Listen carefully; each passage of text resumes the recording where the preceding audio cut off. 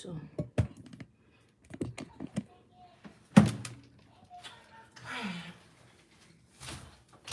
This machine is right there. It's okay.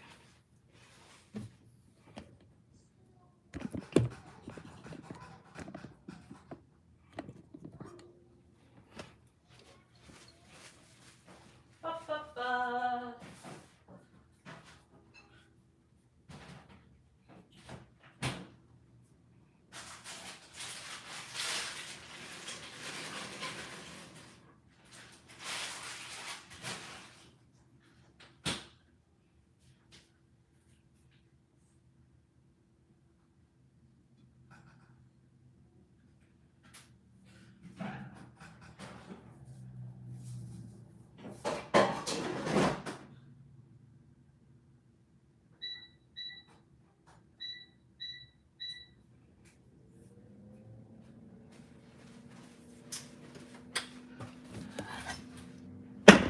Hey guys!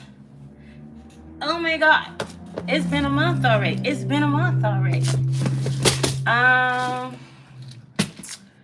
Let me put my phone on Do Not Disturb because, of course, as soon as I get on live, here come texts and phone calls. Let me do that.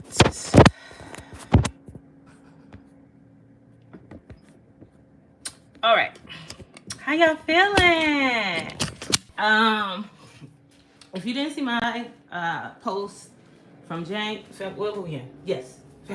It's Black History Month. Happy Black History Month. If you didn't see my post from January, I basically stated that I was going to come on once a month and we would talk. I remember I used to come on weekly at some point, and I'll work my way back up to that. I just really been busy. I'm trying to change the trajectory of my business and work on creating some new experiences for myself that I've never created in this vein, right? Trying to take some old stuff that I understand from the nonprofit world and use in my current experience as a business owner. And it's taking up a lot of my attention and my time. Get hot. It's taking up a lot of my attention and my time because there's certain ways I have to go about things that I wouldn't normally go about them when I was working for nonprofits, because I had those, I still have a lot of the connections, but there's a certain different way that I have to manage my time and energy because I'm not, being managed by someone else. So can't just be willy-nillying it. I'm sorry, I'm getting my charger. And it's a part of like growing a business, right? It's figuring out what's going to work for you, what's not going to work for you, being honest about what you have the capacity for, what you don't have the capacity for. When you work for somebody else, they tell you what you have the capacity for, what you're going to do, and all of that, right? And then when you have, your own business, you get to decide what that looks like. But you have to be honest, because you just can't be taking on opportunities because they're going to provide you with income. You have to take on opportunities that are going to genuinely flourish your business and going to help you make the connections and reach the people you want to reach. And so that's been a big turn in my mind. You know what I mean? I've been doing that with yoga on my own, but I do a lot of coaching because when I worked for a nonprofit, I was a counselor, and because I still have that skill, I can consult and use that skill to make money and not just rely on the jewelry making business or the yoga coaching alone, but also make sure that I am using all of my skills to be the best asset that I can be to my family.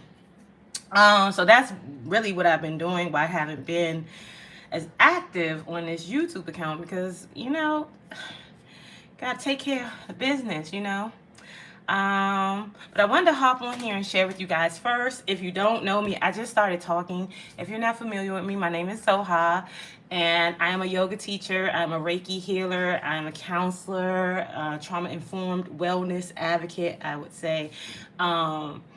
I make crystal jewelry, and I have a podcast called Salt Pepper Ketchup Podcast, where me and my best friend Angel, every week we get together and we talk about healing, and we share tips and stories, and have guests who are in their healing process and want to share their tips and stories. And hey, Jay, and just to inform, our community of different ways of meeting your needs. And so that's all. That is information is attached to my bio. If you want to know more about me, follow me on other social media, Instagram, Facebook, TikTok. I try to post those things that I share, especially on TikTok over here, so it doesn't look like I'm not here in some ways. I'm glad that it's making you smile, buddy. It's good to see you, or you know what I mean, like in this way. What you want to talk about today? I have like 2001 subjects that we can talk about, but if you have something, Jay, that you feel like you want to explore, we can definitely explore it. Let me know. I'm open. I was on Instagram the other day and I was talking about trauma bonding, because that's a real thing. And it's a huge thing in our community, especially in our family structures, the way that our family structures are built because of slavery and the remnants of slavery, and post Jim Crow and all of that. A lot of our behaviors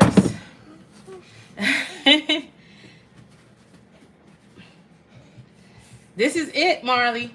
Just my daughter wants Robux. Y'all, like, just know, like, we in a different age. These kids spend money on it's President's Day, so nobody's at school. They spend money. I don't know what happened. I don't get upset. Okay. Take a moment. Take a deep breath. Okay, we can work it out. It's not that serious. We'll figure it out. Okay. Which one do you want? Show me which one you want, because it went away. This one. Okay, there you go. I'll buy it. Okay. Now they have you spending your real hard-earned money on fake people that don't exist in the real world. This is like, I don't know what's weirder, this or, and I guess this is kind of the same thing like video games. When we was a kid, like you spend money on a game for the experience, and that'd be it.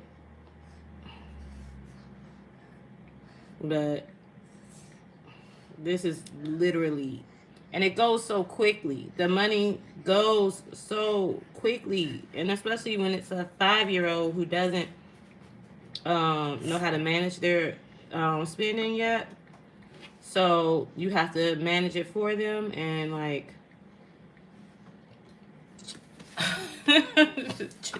put holds on their accounts and everything, and manage how much they have at a time. Here, my love. So I was talking about trauma bonding. I was talking about that, and I wanted to explore that because that shows up a lot. And good. See, then we here, like Martin would say. That shows up a lot in the spaces where I do work with my clients and counseling.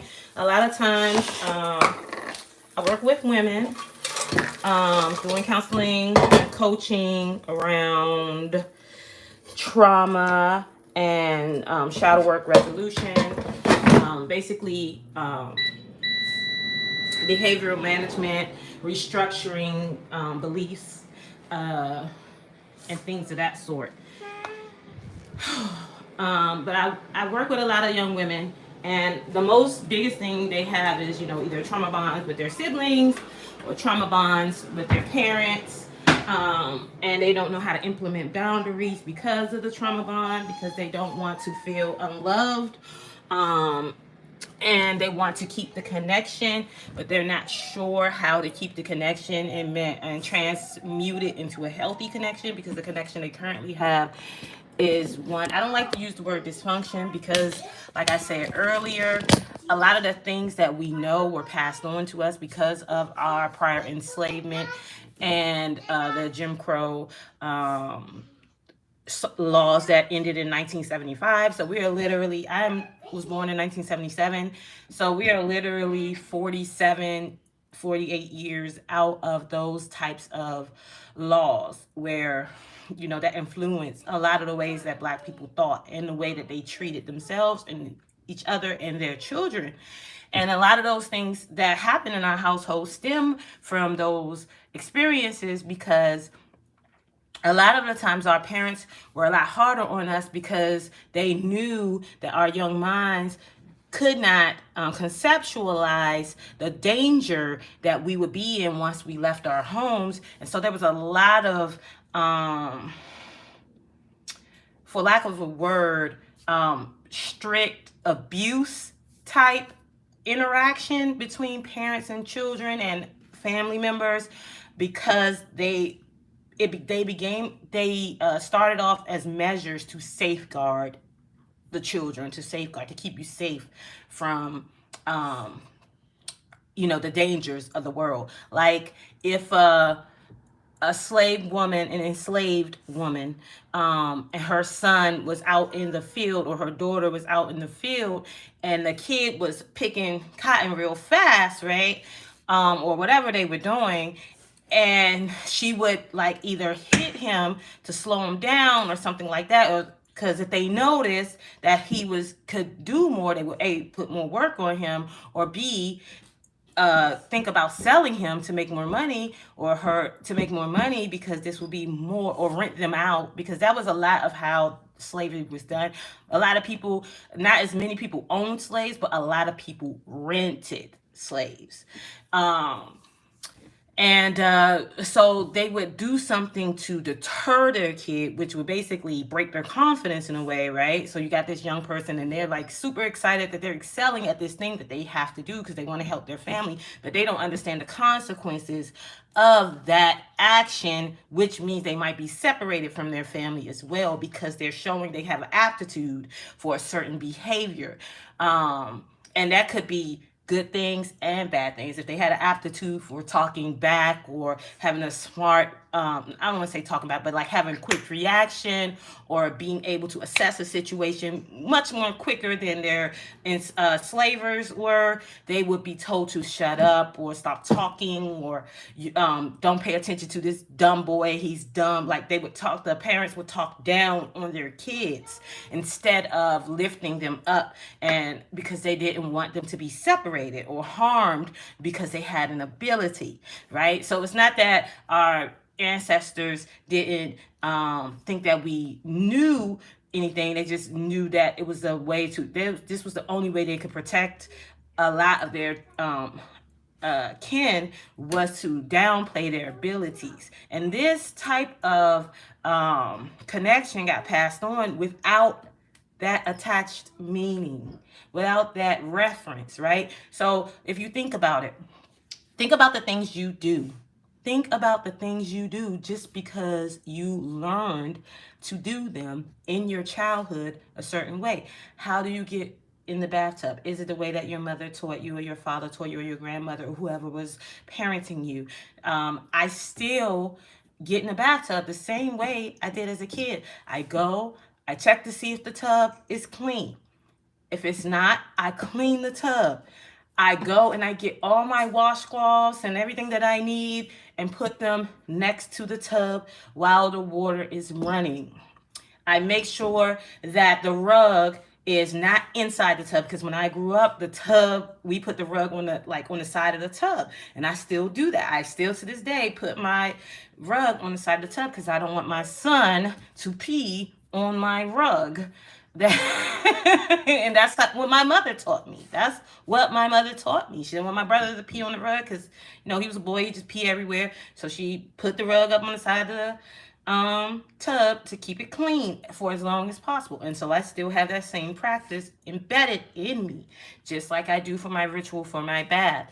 And then I inform, because this is what I was taught to do as a kid. I inform everyone in the house that I'm taking a bath. We have 2 bathrooms.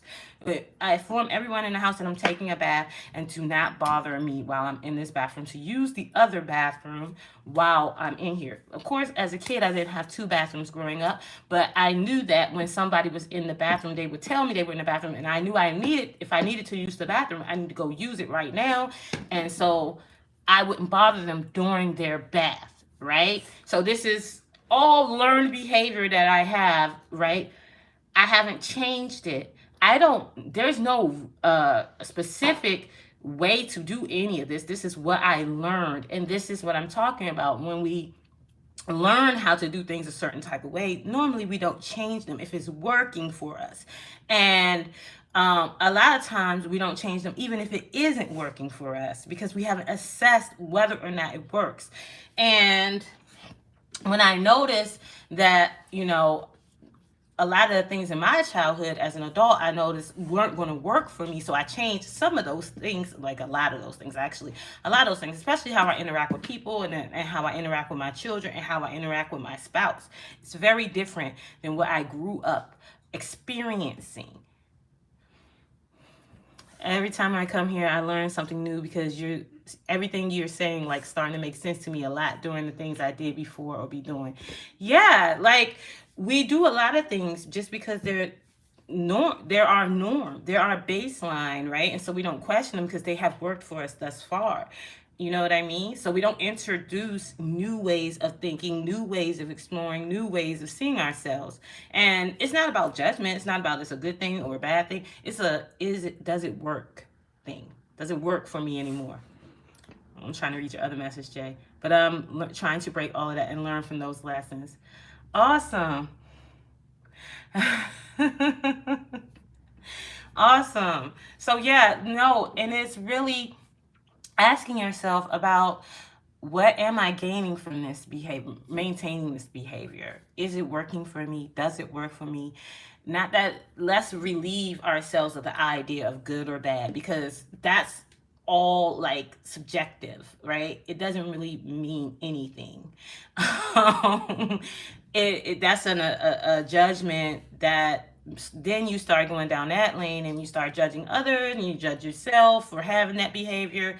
Leave that out of the room. We're only going to talk about whether something works anymore. Does this thing work for me, right?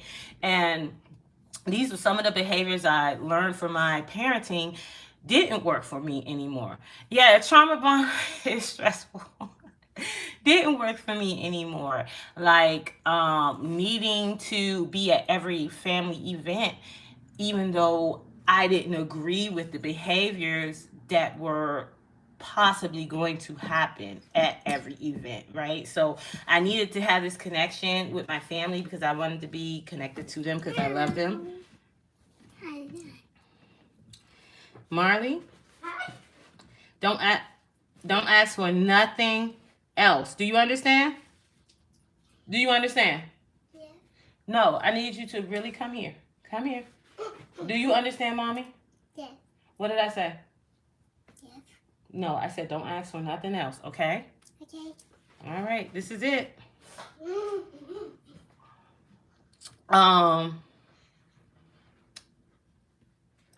So there are some certain things in my experience of my family that were, when we got together, that were not healthy for me. And when I would leave, I would be in a emotional funk, and I would be upset with myself. I'm sorry, I'm trying to put this password in.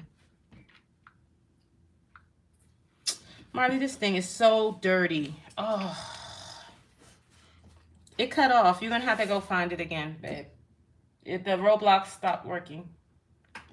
And then I'll be in an emotional funk when I'm leaving because I wanted to be around my family and have this connection to them, but I would experience these things that were not healthy for me, and I would endure these things that were not healthy for me just to have this connection.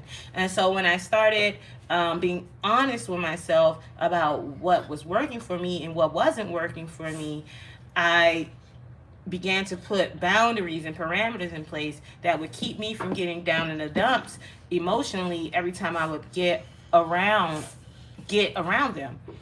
Do you have a video information on how to disconnect from family friends without feeling some type of way? Because all your life, you people please, but they don't give but you can't cut it off for a second. I definitely have a video about how to implement boundaries, and it's probably called Boundaries or something like that. And I'm trying to think of something else. I think that's the best one I have about how to in familiar, like in connections. Yeah. So there, I would like. You just need to. I would just assess. Okay. What is not working, right? Not to judge your folks, because they are. You just. Wait a minute. This thing is so.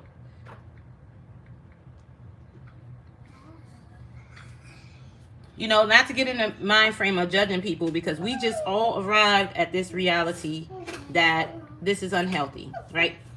They just haven't arrived there yet. They're still where they are, and this is still working for them. The behavior is still working for them. They don't see anything wrong with it. They don't see any changes needed, and that's okay. What did I actually pay for?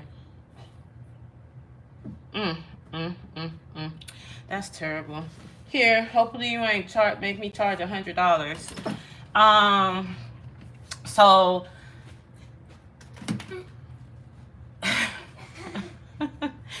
yeah, but that's the bond. The trauma bond is that you've been through so much together, right? The trauma bond is that you've been so much together. And I see what you said, like you want to you want to stay away, but you don't want them to feel like you been missing or whatever for too long. So what I did, I'll tell you what I did. I would go around my family for whenever we have a family event or whatever.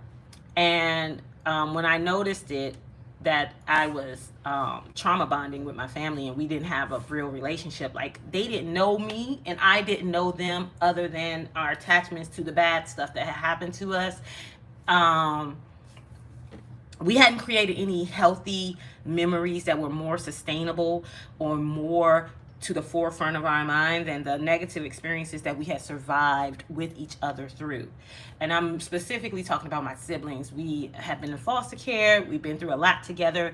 And whenever we would get around my mom, I think the biggest thing was we was trying not to make her feel technically bad. So we wouldn't talk about our childhood with her. We would talk about our childhood in foster care and how all the crazy shit that happened to us and, things like that. Right? And I was exhausted by those experiences when I would leave, because I would be like, I don't want to talk about these bad things that happen to me all the time, because that's not who I am at this moment.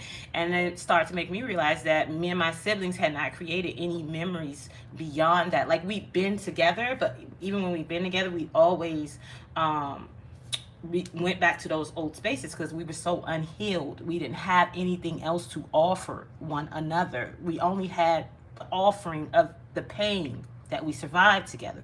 And so I tried to create space with my siblings one-on-one where we would create new memories, where we were well and healthy. But the trauma was so visceral, it would always show up in every space, right? And this is the biggest issue, is I know what they experience, but I don't have their point of view, right? I only have my point of view. Damn, this messed up thing happened to you, but I don't know how it personally affected them and has stunted them in their emotional, mental, physical, spiritual growth. So then I had to take a look back and think about how it had affected me emotionally, mentally, physically, and spiritually. And on that, like how I didn't allow my siblings to be a person past the age that I knew them as. So if my sister, who I know to be very funny, very wild, and has a lot of energy, very exuberant, over the top type person. But then on the other side, she could be irrational, very angry, very anger very easily, just that other whole thing. And so as soon as those things that I didn't want to deal with would show up from her, I would shut down and I would be like, I gotta go because I don't want to deal with y'all. Y'all do the most. I don't want to have this experience, right? So that's how I approached it at first, because I didn't have the emotional capacity to do any work with them. I was too worried about protecting my own vessel, and so that's what I would do. And that's nothing wrong with that. If that's where you're at in your journey, if you need to protect your own peace, protect your own vessel, you do that, right?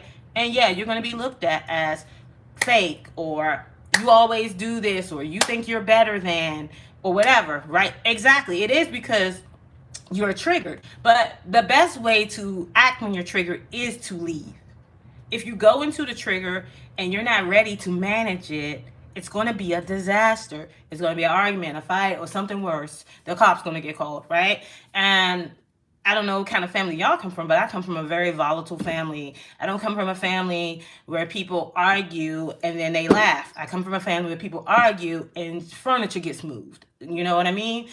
So, and I'm talking about my mama on down. If I go toe to toe with my mom, we're going to jail. She's never going to back down. Somebody has to have the cooler head in every situation. And so this is how my cool head showed up. My cool head showed up and said, get out of here, because everybody in this house is willing to go to jail, including you. My family Jamaican. Exactly. And like everybody in this house is willing to take it there. So you need to be the cooler head and get out of this situation. And if you can save yourself, then you can have these conversations with people. And I think that's the biggest thing about Black people, is that we have so many trauma bonds, is we always want to pull everybody out of the mud with us. You can't get out the mud until you out. If somebody's attached to you, you're going to keep falling down. Get yourself out. Get your mind clear. Create the space that's best for you to grow. Then you could go and talk about healing and helping other people, including your family. You can't do anything for them technically when you're in pain, but impart more pain on them. The part that sucks is now I'm trying to move forward and the energy's still there. I'm like, I don't want to fight anymore. Then don't. It's as simple as that, sis. Don't fight anymore. Anytime you feel the need to defend yourself, or that somebody's going to start a fight with you or try to get a rise out of you, get out of there. Leave. Save yourself. I don't know how many times. Nobody's coming. Nobody's coming to save us. Nobody. No one is coming. You have to save yourself in every situation. You're the only person who's going to come and get you. That's it. And it might seem fucked up. It might seem like all the shit that people say, oh, you think you're better than me, or you don't fuck with us, or all the things. Let them have those thoughts. Let them have those beliefs. Save yourself. Make a safe space for yourself, right? And I didn't realize, at first, I used to fight that. I honestly did, because my sisters, my brother was like, you think you're better than us, or da-da-da-da-da, because I would leave and go pack my, and I'm out. And when you call me, I don't want to hear about it. I don't care what happened. Good for y'all. I hope it works out for you. I'm not involved in that process at all. I'm not talking about it. I'm not mediating between you and whoever you got in an argument with after I left. I'm not getting involved. I'm not taking sides.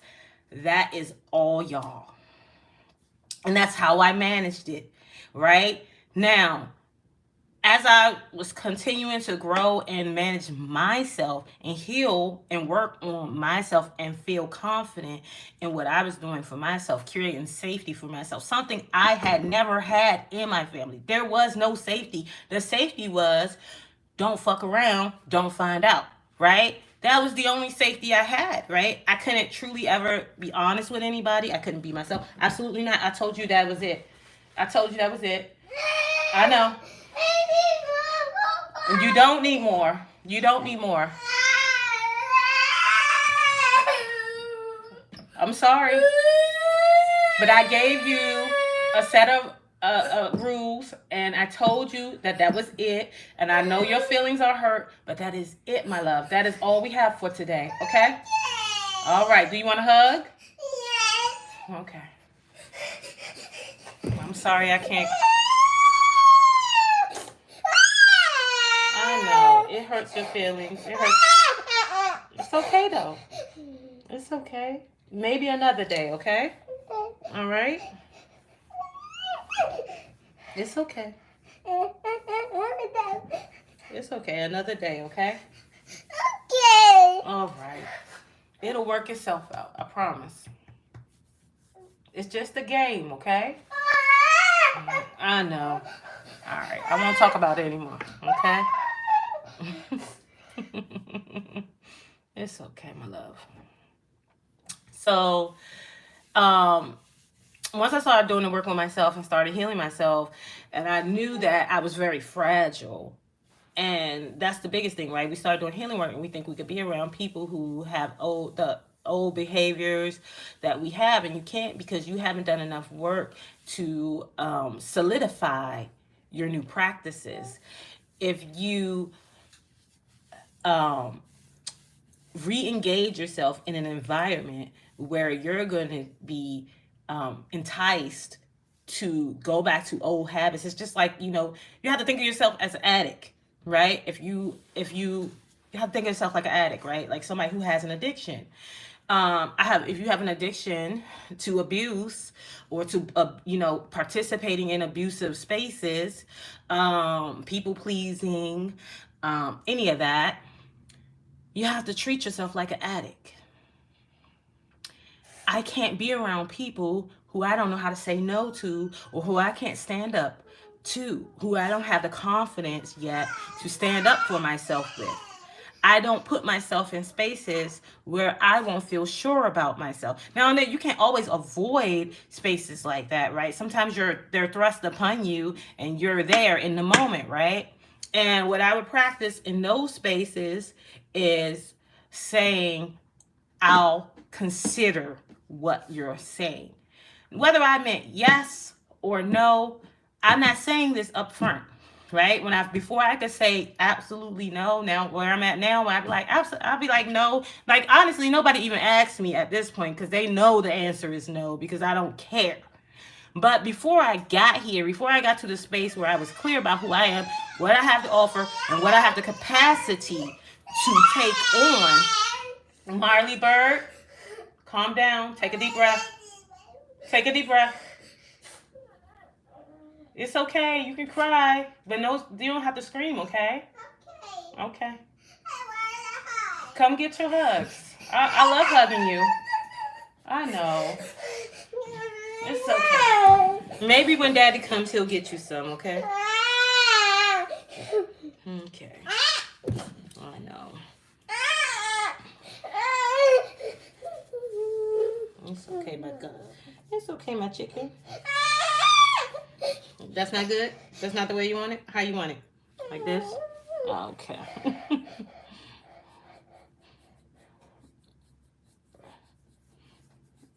Oh. No kisses?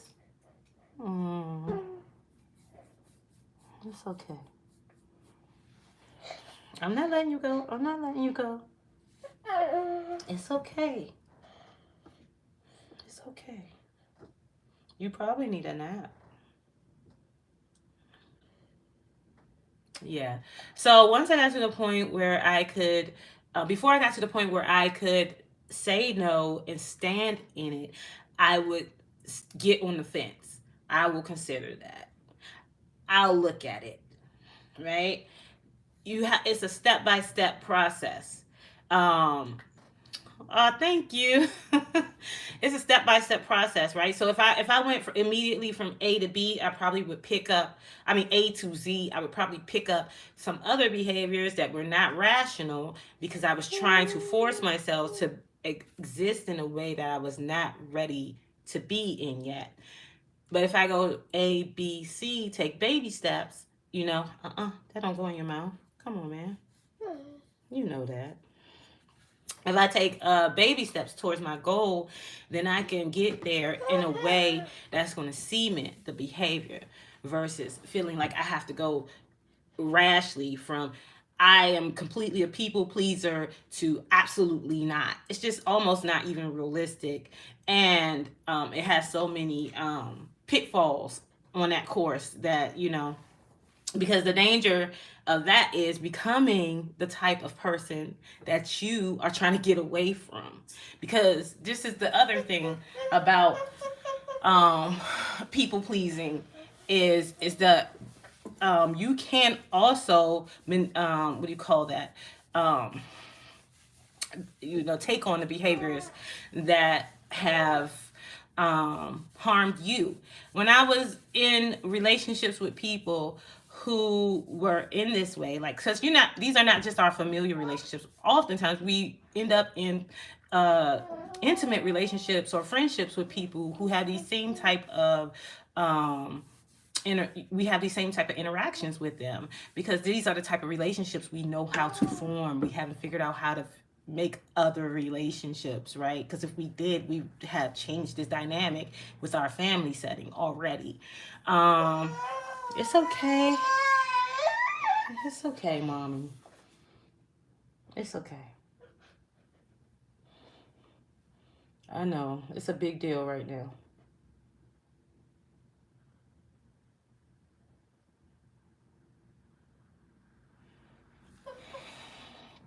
So um once I realized that I was doing that all over the place, um I looked at the patterns of my relationships, and I would either attract someone who was domineering and having all of these expectations of me, and I was always trying to, hey, Mexico City, always trying to keep up with their uh, expressed needs and ignoring my needs.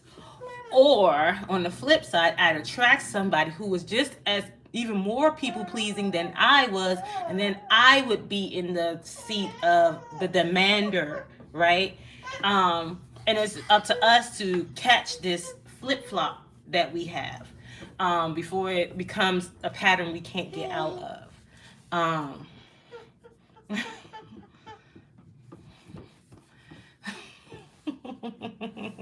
hey, Mario.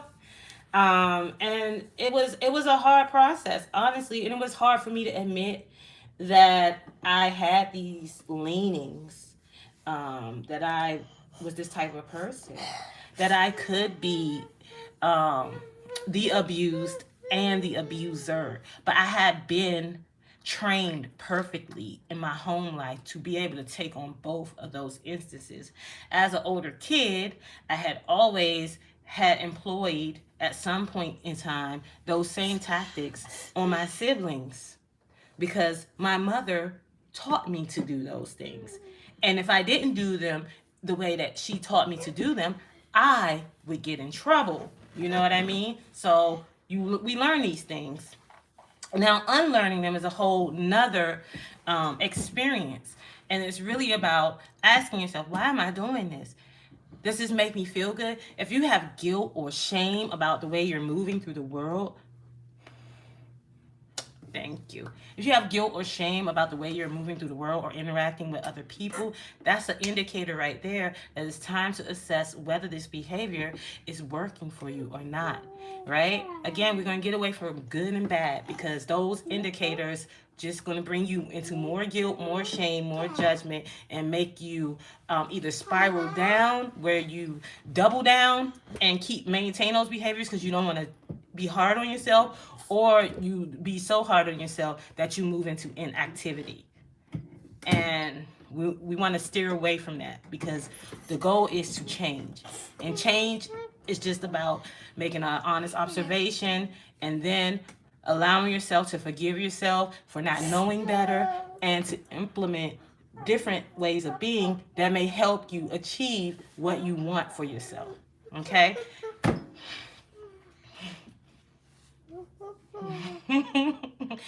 And it's a simple, you could do simple things every day.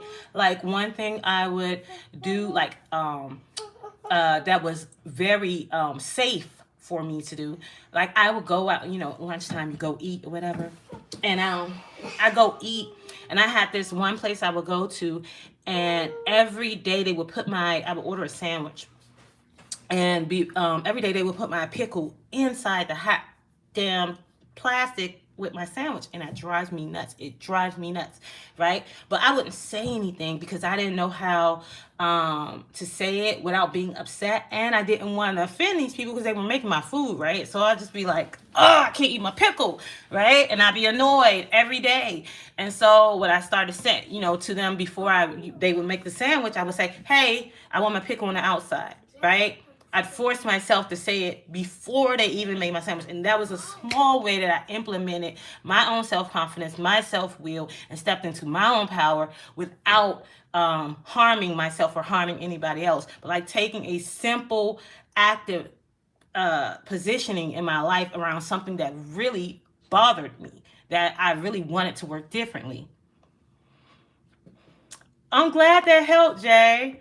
And so that was just one space that I was working on, not being a people pleaser, not allowing myself to not get what I want out of life. Because that was the story I had told myself at some point, is that I don't get what I want and it's okay. And I started internalizing that I didn't deserve. Come on. I started internalizing that I didn't deserve certain interactions, right? And so I started accepting a lot of behaviors that were not acceptable to me. Not that they weren't acceptable. They weren't acceptable to me, right? And then I would do... Oh, I love that. Now you're going to have me go back and look at it. And then I would implement those same types of engagements in my friend spaces, places where I felt safe. I didn't have friends where I felt like my friends could beat me up or would, I didn't never engage in friendships where there was like that type of power play where it was physical, like I felt threatened by someone. I just never been attracted to those types of power play situations because of how I grew up. I just, I don't jive right with people who do stuff like that. But in your 20s, in your teens and your 20s, that's a lot of engagement you have with each other is around power plays. Who's the biggest, who's the baddest, who has the fastest mouth, who could do this and who could do that, right?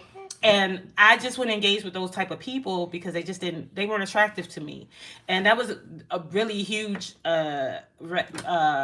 we call that, understanding that I had very early on as a kid, because I got picked on a lot as a kid, and I just didn't understand those type of dynamics, and I didn't understand people who lived in those type of dynamics. I thought that was, I just didn't think I didn't think it was useful.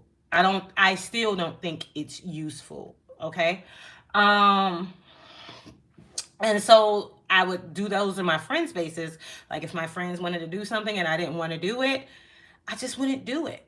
And I would endure whatever. And when I say endure, I mean, I'd be like, okay, whatever. Whatever, came from them, like, oh man, you just don't ever want to do what everybody else want to do. You always want to be different or whatever, whatever the whatever was said or whatever, the peer pressure that came up in those spaces, I'd just be like, yeah, sure, that's label me however you want to label me. That's fine. I don't really care about that as much as getting what I want in this situation. I'm not harming you. I'm not harming myself. So I'm not gonna have this conversation. I'm not gonna do this with you guys. And plus, early on in my teens, I had a lot of peer pressure, and some very horrible things had happened to me. So I wasn't very susceptible to peer pressure by the time I was in my late teens and my early 20s. It just wasn't a thing, because I already had real consequences as a 13 and 14-year-old trying to get along gang and have trying to have friends, and so I was over that by the time I was a young teen. Yeah, and it does feel weird. Being different does feel weird because when you're in your teens, everybody's trying to be the same. Especially, when we were growing up in the 90s, you had to have the same shoes, you had to have the same outfit, you had to go to the same places to get your hair done. Everything was this formulated way of expressing yourself. And because I never A, could afford those things, and B, I was not interested. I don't know. I just didn't look. I just didn't look the part of those type of girls. I knew I was an outsider instantly, and so I just knew it would be too far to try to fit in, and so that was never like my thing. Like it just was like, oh, I think so. I think I'm beautiful too. Thank you. But I just don't, I grew up in a house where I'm the darkest person in my house, and everybody else in my house is super, super pale, like ghostly. And So I had already knew the difference, but what the world, even though there was no, I don't feel like my mom and my sister participate. My mom and my sisters, I don't feel like they participated in any major colorist ideals, but I knew they knew their power in a way that I hadn't known my power. They knew their power very early on, being very light, having more European features than I have. They knew their power very on, and I knew my mom understood her power as a woman in the Black community, being fair skinned in the 90s. It was a thing. It is a thing.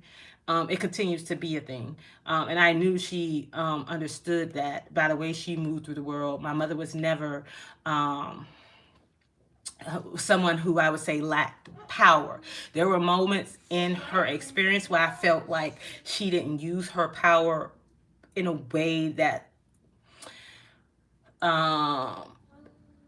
was in alignment with who she is, but I don't ever feel, I never was around, I never was in under a mother who I felt powerless. I never felt that from my mom. I never felt like there was a power struggle in her experience. Like I always felt like she knew she was powerful. And all the women in my family, dark skinned or not, because the rest of my mom's sisters are dark skinned. She's the only light skinned one. They were all very clear about who they were as women. I didn't really ever experience that from them as women. Now the men in my family definitely experienced them as feeling powerless a lot, and out of control a lot. And then maybe that's what I assessed power as a kid, was who was in control and who was not in control. And I did notice that that was a huge difference in my space growing up. And even with me and my siblings, my sisters and I are very forward and present. My brother's very in the back, very aloof. He's second born. He's right after me. He's very aloof. He's very off to himself, even now to this day as a grown person. We never know what he's going to do or got going on. He just exists in his own world. And we allow him to do that because that's what he wants to do. Like, He ain't hurt nobody, but he just doesn't. He don't have no real like super. He's not ambitious or anything like that. He's just happy to just be here. He just floating through life. And that's an experience if you want to choose it. Like, and that's what he's chosen. I don't bother him. I don't know about the rest of my siblings. I doubt they bother him either. And I know my mom doesn't bother him because he has a temper too. Like, that's another thing. He can't be moved. Like, he's just that way. And so I was like, kind of, my brother is like kind of a good thing. He's never been married. He's never had kids. Like, he's going to be that old uncle in the basement. That everybody's like, don't go down there and bother him. He crazy. Yeah. But yeah, actualizing your power. I was talking about actualizing your power in spaces where you feel safe. If you cannot get to a therapist, right? Because this is the other thing that I had to own. He just living his own world, right? I had to own as a young person was that I didn't know I have a lot of good, to grasp on. I had, if we have a baseline, my baseline was this. If this is good, my baseline was down here somewhere where you can't even see it, right? So I need to work on to get my baseline to be somewhere up here, like as average or good. I'll say average, right? My baseline was very low. And so I had a lot of attachments to negativity and bad things happening in my experience, in my life, right? And I did not know that because of my baseline, the way that I saw the world, the way that I viewed the world was what I was creating with my experience, right? And once I grasped that I, because I was only worried about the bad things, that I was constantly walking into bad situations. And a lot of people say you're attracting them. You attract both. You attract good stuff, you attract bad stuff, you right? But what are you recognizing? What are you taking in, right? If I'm only taking in the negative stuff, not saying good things didn't happen to me. What I'm saying is they didn't register because my baseline was so low.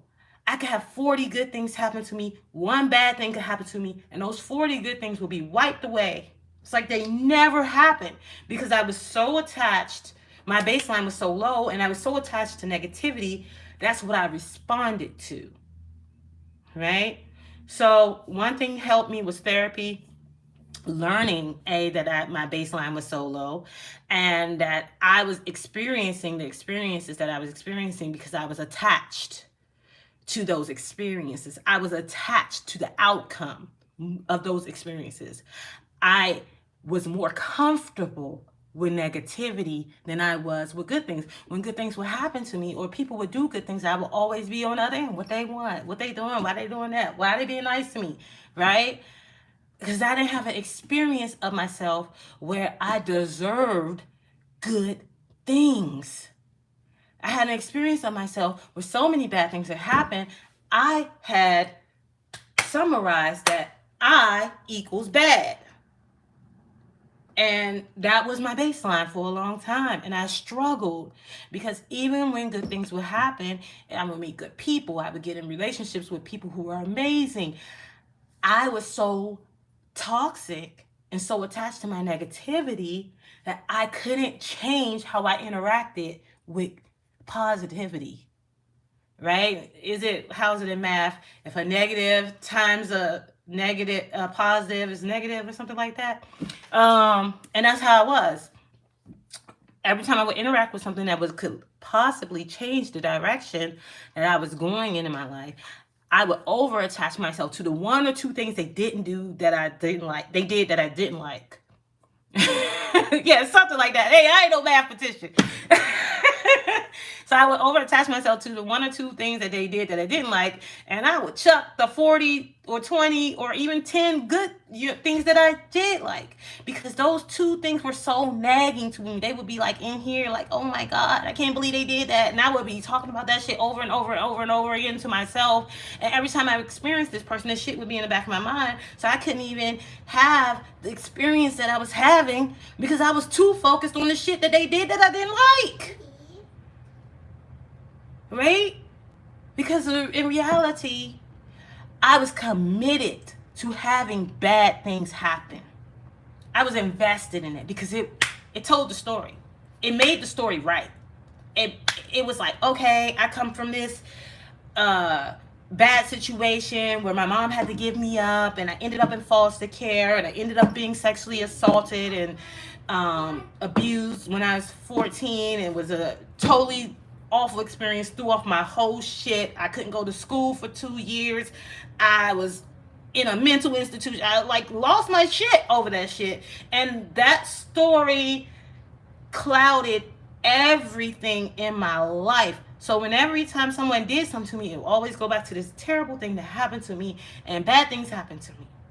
Bad things happened. I had a trail of bad things happen to me, and then I'd have a trail of good things happen to me. But those bad things would always circumvent around those good things and go back to that one bad or two bad experiences that changed the direction of my life, and it would mean I equaled bad things. So when I went to therapy, I was probably 16 when I started therapy. I don't think I honestly started taking therapy serious until I was 21. I was in therapy for 5 years, and I literally was like in there just fucking with my therapist, like just telling her all my bad stories and not really like just unloading on her, right? But it was actually good, right? Because I needed to unload. I needed to get that shit out because I had been carrying it around with me. I had been, not feeling safe. I didn't create any real relationships where I could have these types of conversations. And it also was good that I didn't, because I would have just been trauma bonding with other people and trauma dumping on other people. And that's what therapists are for, right? For you to share and get all that shit out in a safe space where it's non-judgmental, and then somebody can help you change your action. So by the time I was 21, I'm in therapy after 5-6 years of just bullshitting my way through it. I'm gonna do it. Yeah. I'm gonna implement. I'm gonna try this. Not really trying shit, right? Not really trying shit.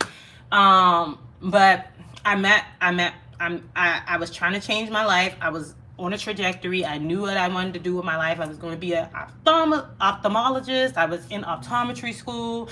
I was going for all these things I wanted for myself, and my personal life was on a good path. I was making good money. I was doing something I loved. I was obsessed with eyes at one point, and so I was really built into this experience. And I was in therapy, and she asked me she had a bear or whatever.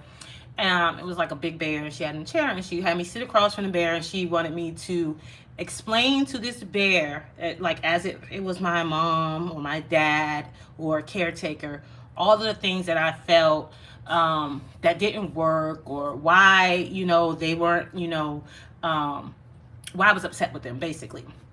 So I'm doing this process, and as I'm doing this process, I'm unloading all of this shit. Like, I'm really actually doing this. Is like one of the first processes I actually did. I did it. I'm talking to this bear. I'm saying all this shit to this bear, and I hear myself, and I realized I had blamed my mom for so much shit. Like, she had so much responsibility over the way that my life had actualized. I'm 21 years old at this point. I hadn't been in my mom's house since I was 13, 14 years old.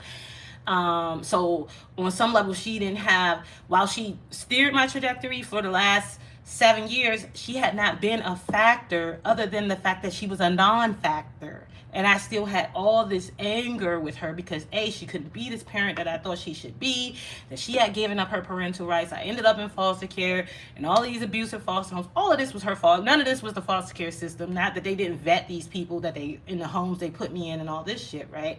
So I'm having this conversation with this bear, and I realized that I had placed so much on her that I made her the villain in my story, right? That I hadn't actually, and my therapist was pointing this out. I was like, you hadn't been in your mom's house since you was 14. So how is she responsible for the last 7 years of you experiencing this foster care and all of this crazy shit that you experienced in foster care? And I was like, because she gave up her parental rights. Like, she gave up her parental rights because she couldn't take care of you, and then she trusted this system to take care of you, right? And now the system hasn't done their job, and you're still mad at her. And I realized that, something that I view as terrible could have been the best that somebody had to offer me. Something, you know, I viewed her. I will never forget the day that we were in court, and she told them that she didn't want any of us anymore. She didn't want us anymore. That shit was seared in my head. Like, it was horrible. It was fucking unreal. Like, yeah, we had a lot of shit, but I never thought she'd say that. It really fucked me up. And that's all I had been focused on throughout that whole time. And so when I'm having these terrible experiences, all of it goes back to my parent not wanting me. And when she pointed out that she hadn't been, I'm sorry, Jay. When she pointed out that she hadn't been in my life, and that she thought she did what she thought was best, which was release herself from parenting, because she was not a good parent. She was not a good parent. She was an unsafe parent. And so she did what she thought was best, which was release us into the custody of people who knew better. Because that's what they told her. She wasn't a good parent, which she wasn't. And they knew better. Right? Which they didn't. I still ended up being injured in foster care, being harmed in foster care, just as much as I was in my mom's home. And then that's when I realized that I had to take some responsibility and change the trajectory of my life and not really be in this blame game with her, right? And then this goes into what I was talking about around trauma bonding. When I had that realization, I realized that all of the things I knew about my mom, my siblings, were all the things that were old. I never experienced them as real people. You know, I only experienced them as the people that I had locked into my brain. So I started working on creating different relationships with them. Some relationships work, some don't, right? I can't force someone to change. I can't force someone to see the world the way that I see it. It's not my job. It's not anyone's job. Most times when you try to do that, you push the person even farther away from that thought process, because what you're basically telling them is the way they've been doing life has been wrong. And no one wants to be told they're wrong. It's a bad feeling. It feels bad when somebody tells you you don't know what the fuck you're doing, right? Especially if you're an adult. You want to feel like, I know what I'm doing. I've been doing it this long and it has worked for me this long. And work meaning saying something has worked means different. My love, I said no. Saying something has worked means different to everybody. It's different to everybody, right? I can say something's working for me, but it might not work for you. You get what I'm saying? I absolutely said, absolutely not. We're not purchasing any more Robux today. So let's let it go. Oh, come here. Come here, let me see it.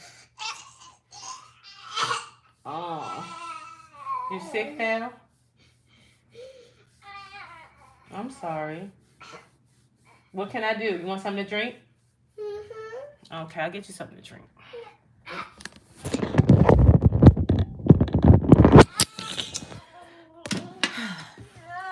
So, learning that something might work for me might not work for somebody else, just because it worked for me, and just because I can see the worth of it doesn't mean that somebody else is going to experience that same experience. And it's not up to me to make them have that same experience. I share my experience. If it resonates, then they try it and it works out, great. If it doesn't resonate, great, right? This relieves everybody in the room from having the responsibility of living up to someone else's ideal. Because it's not why we're here. We're not here. That would be me forcing them to be people pleasing, right? Trying to change the trajectory, right? I think we all go through the same thing, but we handle it differently. Yeah, right? Your constitution is different from my constitution, and your experiences dictate that you show up in a way that is different from the way that I show up. I will never process the way that you process because I haven't had your life experiences to draw on to process, right? We're drawing on our life experiences most of the time. Let me turn this light off. We're drawing on our life experiences most of the time to process our experiences. We're not filtering life through nothing. We're filtering through our past lens. Our past lens informs us. If our past lens is attached to negativity or outcomes that are not to our highest and greatest good, then that's what we're going to project into our present or future lens, right? And so that's what I was talking about when I was like, I had to learn how to change my, I had to change my bar, because my bar was so based in the past, which was full of negative lenses, um, and changing it and having more positive experiences so that I can draw on those experiences to create different possibilities for myself in the present. What you say? But then again, we have to remember that sometimes the food we eat mess with us too. Yeah, I think sure, yes, and we're a product of our environment. I don't so much like maybe the sugar, right? But I don't so much buy into the food thing because we're not even the same humans that walked the earth 400 years ago. Like, we're different. Yeah, we're different beings than we were, right? So we adjust, right? Like just think of our kids, right? She's over here asking me to buy her money for fake people, right? Me, the kid I was, would have never asked my parents to buy me money for fake people on the internet. Why? Because that's insane to me. But normal behavior to these kids now, right? Normal to go buy clothing for people you can't see in real life, have them walking around looking better than you do on earth. It's like totally living out a complete fantasy. The experience that I had as a kid was that was supposed to be for me. If I'm going to work hard and spend money and buy clothes, they should be on my ass, not on a fake character. Right? I'm dead ass though. So we are creatures of our environment, and our environment influences how we experience the world just as much as I would say what we're intaking into our bodies. So I think you could be as healthy as you want to be. You could eat fucking, you could have grape trees and all that vines and all that shit and be eating fresh fruit. But if you're influenced in a certain way mentally, then that's how you're gonna show up with that influence as well, right? Because I see all the time people are eat healthy, but their mind is a wasteland. You can't just be think food is going to change the whole parameter of how you move through the world. It's one step, I think. But I think also, how can we even stop the processes with the food when we depend on this government for our food? We depend on the government for our food. Most people don't have farms or aren't growing their own food. So that's such a huge not like thing to think about influencing. You could do little things, but there's only so much you can do. All this shit is fake anyway. All the food is fake. Everything's fake. Unless you're growing it yourself, or you're going to a farm where you're seeing them planting in the ground and you're seeing how it grow. You don't know what you eat and how anything you're eating is growing. They could just paste all that shit on there. Like, nobody knows. Nobody knows. We have no idea. So yeah, it's all the same, honestly. My husband is a vegan. He's been vegan since he's 21, since he was 21 years old. And because that works for him. He's like a brontosaurus. He's, slow moving, and he eats veggies. I, on the other hand, am like a hyena. You can see that from this interaction that we're having. I move fast. My pace is fast. My thinking is fast. My speech is fast. I gotta eat some meat every now and then. When I don't eat meat, I feel like shit. It's the opposite. Now, when I eat a lot of veggies, like I do a cleanse and I'll eat a lot of veggies, I feel great initially. But about 3 weeks into that shit, I am run down. I am like a iPhone battery. I need to be charged. I am shit on 3 weeks on a veggie diet. Trust me, I've done it. I've done 3 months, 6 months, and while I can say I definitely have had a thought process that has some different clarity, but I could get that through yoga. So you did a 3 month organic detox. I never felt that good in my life. Damn, you should never feel like that. Yeah, no, I I am one of those I think of, like, there's like cheetah people and there's dinosaur people. There's people who have different types of constitutions based on our genetics and our DNA, right? And you also got to think about this is the other thing Black people in America don't think about. We were the first science test. We were made. We were designed. Black Americans are designed. You aren't tall or short or have a big ass or have shaped the way you are because you're shaped that way because somebody decided that your grandmother and this man needs to have children because they'll create a certain kind of a person that will be able to do a certain type of work. I think that's the biggest thing that escapes us when we're thinking about our body types. And this is why I don't buy into a lot of the things that people say about Black people in America or Black women or Black men.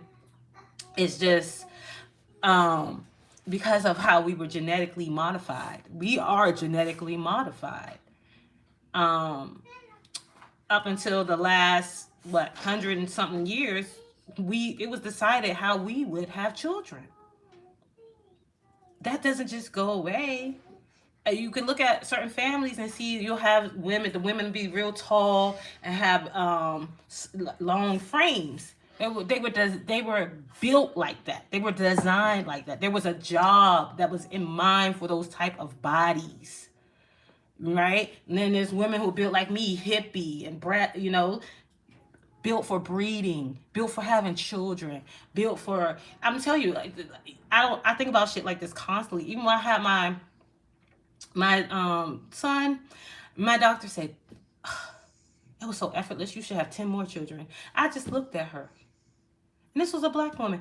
I just looked at her like, sis, now you know.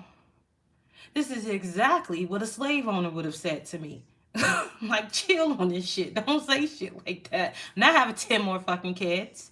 That's insane. But that was literally how we were made. We were made. We were created. And that's why I don't have any body shame. I don't have any shame around my body. Also because my mom don't give a fuck. I grew up in a naked house. My mom naked, walk through the house, do whatever. She dressed how she wants. She might come to your school and drop off something in her see-through shirt. I just didn't grow up in a house where there was shame around the body. And so I don't have a lot of shame conversations around my body. I don't have a lot of concern around what's naturally happening to my body. I don't have any need to curve what is occurring naturally, right? I embrace it. And so sometimes that can look two or three ways, right? A lot of people think it's attention seeking, but I just really don't give a fuck. It costs me too much to care, A. And B, that's a phrase I say. If something costs me too much, emotionally, mentally, spiritually, it's expensive. I can't afford that. Can't afford it. And so I don't invest in those types of thoughts and behaviors. And B, because I know if you've ever read the book is called Medical Apartheid. If you've ever read that book, you'll know it explains all the experiments that were done on enslaved men and women. It's honestly, it took me about 4 years to read. It's an experience from hell. It's horrific. It's like and this is why I don't watch horror movies either, because we were the original horror movie. Being Black in America was the original horror movie. It's insanity. I would never. Yeah, when you know those things, and you understand what your ancestors endured in order for you to be here. You can't have certain shame about certain things, like especially about how you look, how you're shaped, how you talk. Like, you know what I mean? Like when I'm talking and I say a lot of AAVE, like I be doing this or I'm going, I'm fitting to go here, I'm going to do that, whatever. I don't feel no kind of way about that type of stuff. I don't feel, or even hair. I don't feel the need to fit into those boxes that allow us to get into certain spaces, because I know that they're not a reality that actually exists. They're a shoot off of a dream of a reality that we want to exist and we hope to exist in, but it's not real. It's not real. Trust me. I've seen all people try to fit into all those things, and it always comes back to the same thing. You don't. And so I don't see the investment, honestly. I don't see the worth in those type of investments, is what I'm saying.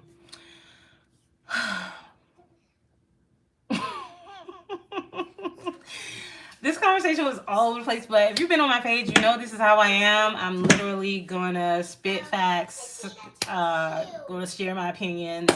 That's what I do. My hopes is to help people heal. Yeah, boy. If you get that book, take it easy. Don't be running through that book, because that book will make you sad, honestly. And there's a. Let me see if I have it right here.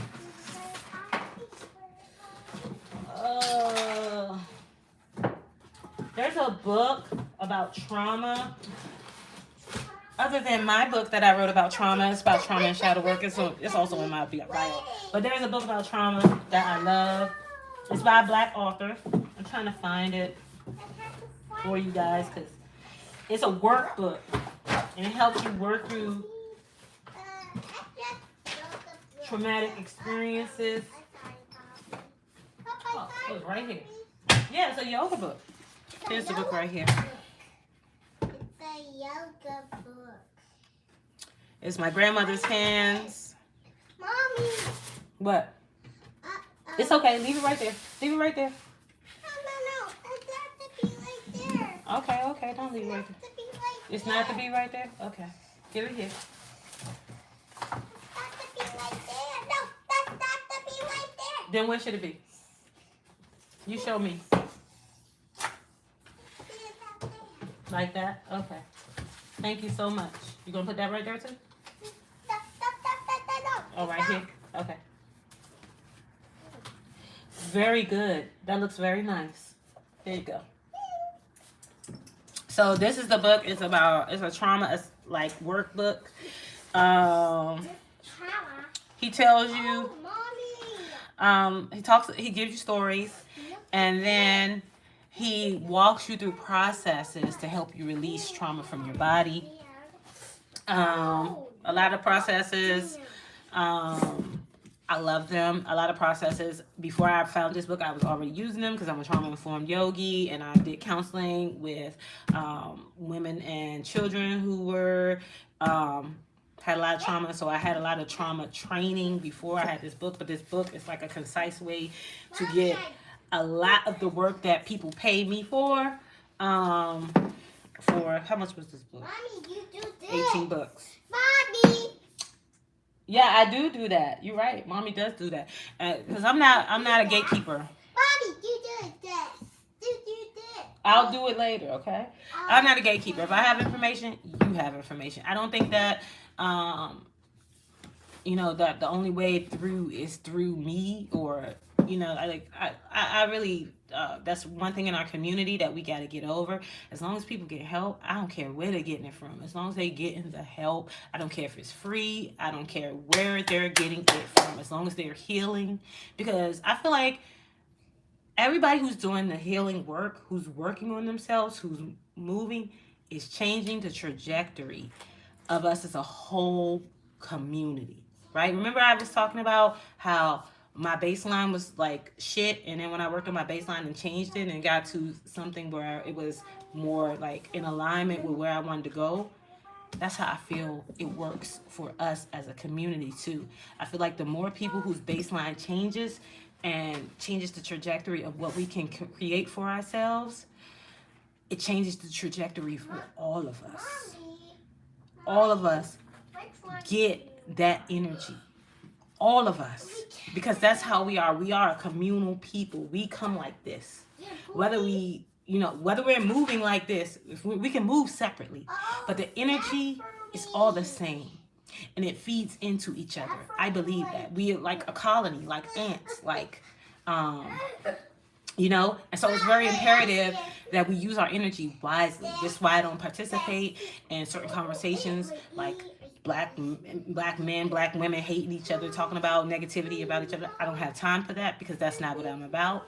I don't talk about white people killing black people because that's not what I'm about. We know that's what happens.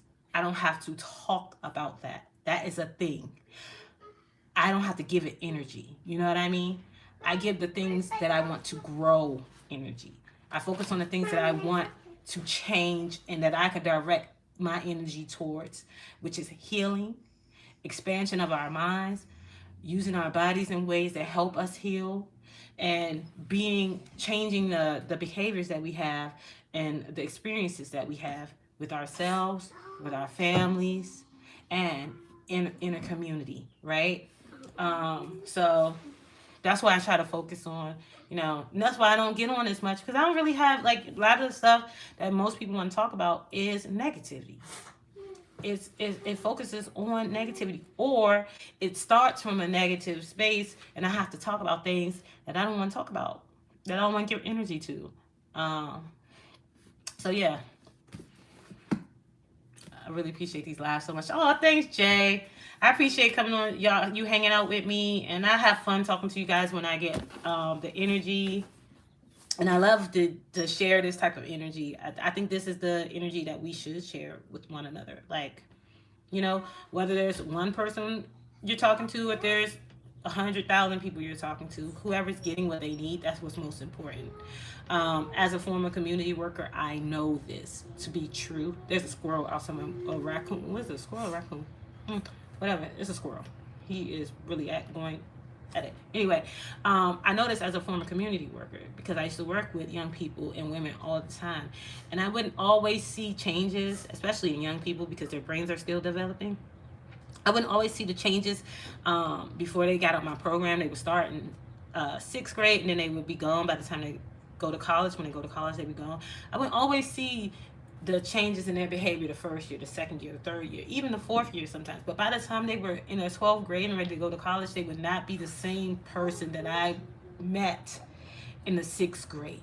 Sometimes it takes that much interaction, 6-7 years of interaction with someone before they change the trajectory. Let me put it up here. Where's my... Are you saying I don't know how to chat in my own chat room?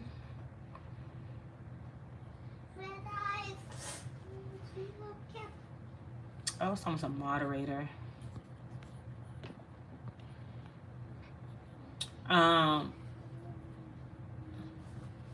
Sometimes I would see a young person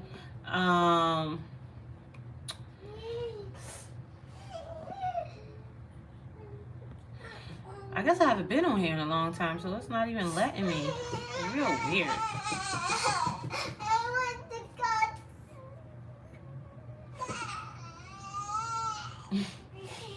I'm about to hop off here because she is having the breakdown of breakdowns. Jay, I will post my book. Okay, I'll get you something to drink. I will post my book in my community with the link and everything. I have a whole Amazon store. I've written like 3 poetry books, 2 self-help books. One is a trauma resolution book. The other is a how to implement gratitude into your life because, oh, you found it. Yay! How to implement gratitude into your life, like a daily gratitude experience. They're all online. Printing costs a lot and people don't be buying books like they should. So Amazon can keep that until I feel like there's a real interest in that. Also, you know I'm a yoga teacher. If you want to book a yoga session, feel free to. I teach yoga every day except Sundays. Actually, I teach couples yoga on Sunday, but I don't teach individual yoga on Sunday. Also, if you're a woman and you want to do some trauma wellness coaching, I'm very affordable. You can hit me there. I will drop it, Jay. And also, y'all can also join me on the other platforms: Instagram, Facebook, TikTok. It's the same. Zoha means light. And if you like hearing me talk, I have a podcast called Salt Pepper Ketchup Podcast with my best friend Angel, and we talk about topics just like I talked about today. They're not as long conversations. Sometimes they're 30 minutes, sometimes they're an hour. We have a new episode coming out tomorrow, and it's talking about self-actualization or self-exploration more. And you get to hear us in our shenanigans and us trying to stay on topic without laughing about movie topics and shit like that. But I try to do all things healing. I'll actually be, if you're in the DC, Maryland, Virginia area, I'll actually be facilitating at a conference this year called Girl Get Your Life. It'll be in College Park, Maryland. Y'all come out and join us. Yeah, I'm gonna hop off here. You want to say bye? Bye. Bye, y'all. I see y'all next time. I appreciate you guys so much. Oh, and if you aren't already following me, follow me and like and subscribe. Can you come? It's for women. I'm sorry, Jay. When I have something that's all inclusive, or if I make it to New York to teach a yoga class, I'll make sure I definitely post it and come and do a live about it, because that's on my list, is to come up state. I have a few yogis in New York that I could collaborate with and teach a yoga class, or create something up there. Because that's nothing but a 4-hour drive from where I am. So you wanna say bye again? Bye. Bye, y'all. Bye. See you later.